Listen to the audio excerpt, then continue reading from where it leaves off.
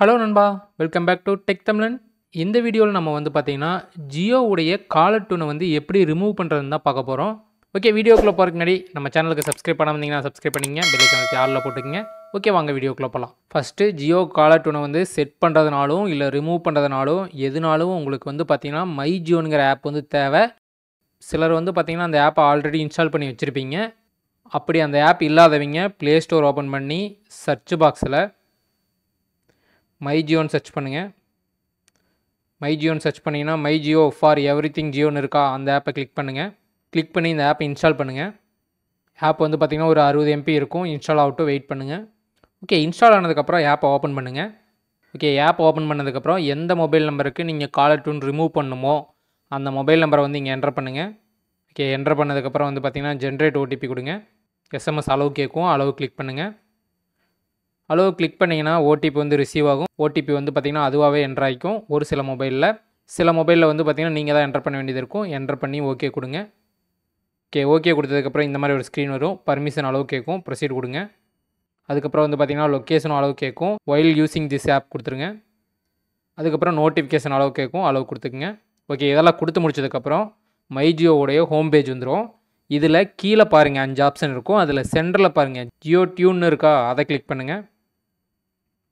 Okay, அதை click பண்ணிவிட்டு wait பண்ணுங்கள்.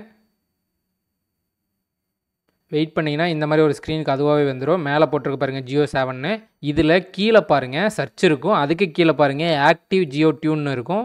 அதில் உங்கள் சிம்முக்கு எந்த பாட்டு வந்து காலர் டியூனாக இருக்கோ அது காட்டுவாங்க. அதுக்கு நேராக ரைட் சைடில் பாருங்கள் க்ரீன் கலரில் டீஆக்டிவேட்னு இருக்கா, அதை கிளிக் பண்ணிங்கன்னா அந்த பாட்டு வந்து பார்த்திங்கன்னா உங்களுக்கு ரிமூவ் ஆயிரும். அதை கிளிக் பண்ணிங்கன்னா லோடாகவும், வெயிட் பண்ணுங்கள்.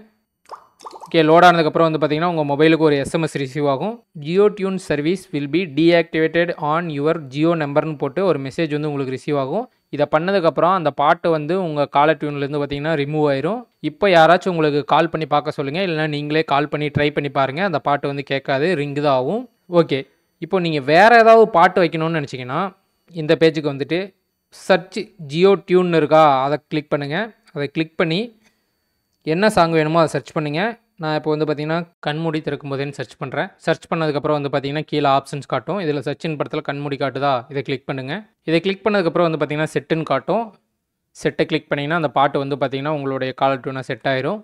மந்த்லி ஒரு டைம் தான் வந்து பார்த்திங்கன்னா காலர் டூன் வந்து செட் பண்ண முடியும். அதுக்கு மேலே நீங்கள் மாற்றணும்னு நினச்சிங்கன்னா நீங்கள் ப்ரீமியம் பேக் வந்து போட வேண்டியது இருக்கும். மாதம் ஒரு தடவை வந்து பார்த்திங்கன்னா நீங்கள் ஃப்ரீயாக சேஞ்ச் பண்ணிக்கலாம். ரிமூவ் பண்ணணும்னு நினச்சிங்கன்னா ஜியோ டியூன்ஸுங்கிறத கிளிக் பண்ணிங்கனாவே மேலேயே வந்து பார்த்திங்கன்னா டீஆக்டிவேட் ஆப்ஷன் இருக்கும். நீங்கள் டீஆக்டிவேட் கிளிக் பண்ணிங்கனாவே வந்து பார்த்திங்கன்னா அந்த பாட்டு உங்களுடைய காலர் டியூன்லேருந்து ரிமூவ் ஆயிரும். ஓகே நண்பா, இந்த வீடியோ உங்களுக்கு யூஸ்ஃபுல்லாக இருக்குன்னு நினைக்கிறேன். நம்ம சேனலில் வந்து பார்த்திங்கன்னா ஆல்ரெடி எப்படி ஏர்டெல் காலர் டியூன் செட் பண்ணுறதுன்னு ஒரு வீடியோ போட்டிருக்கேன். ஜியோ காலர் டியூன் எப்படி செட் பண்ணுறதுன்னு ஒரு வீடியோ போட்டிருக்கேன், செக் பண்ணி பாருங்கள்.